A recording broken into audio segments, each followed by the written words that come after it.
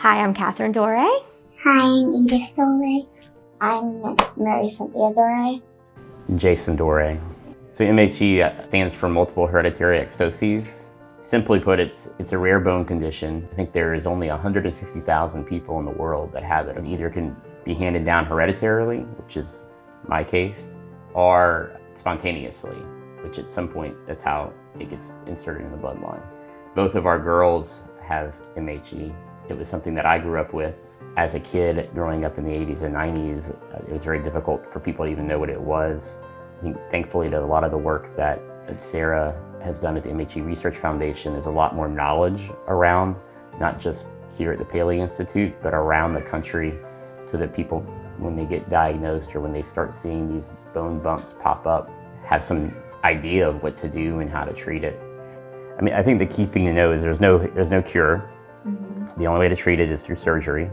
One of the bigger things is that it causes bones to grow crooked instead of straight, and so that presents some larger issues, which Dr. Paley and others have developed ways of treating that and getting ahead of that, so that some of the things that I've had to deal with as an adult, hopefully my kids won't have to. We noticed Mary-Cynthia at 4, and then we noticed Edith had her first bump on her finger that we noticed was at 1. And they were both very visible. When we got x-rays on each of them for the first time, we could clearly see that there was many others. And then it was just one night kind of giving her a hug around her shoulder, and I felt this little pointy bump right there.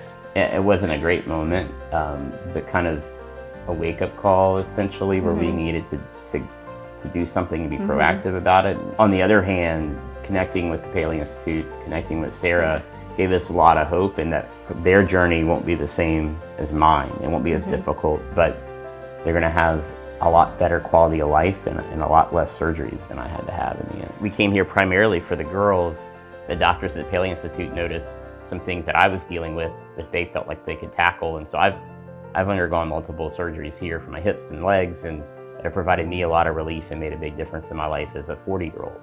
We're just so blessed to have the best care, the best eyes looking at the x-rays. There's nothing like the Paley Institute community. We've met people from all around the world going through similar orthopedic surgeries. It's really just short-term inconveniences, short-term trials, and you can live the life you want to live. You don't put yourself or your kids under anesthesia for no reason, but we trust in the care here, and in the end, she's going to come out a lot better for it. We see it every day in how, though she's just 6, how she approaches physical therapy and pushes herself further every time.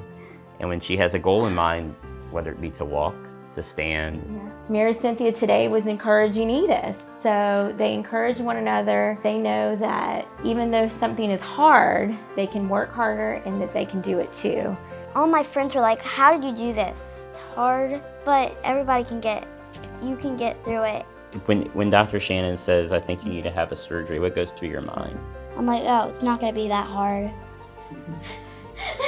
Can they get through surgery? Yes. You are strong? I'm courageous.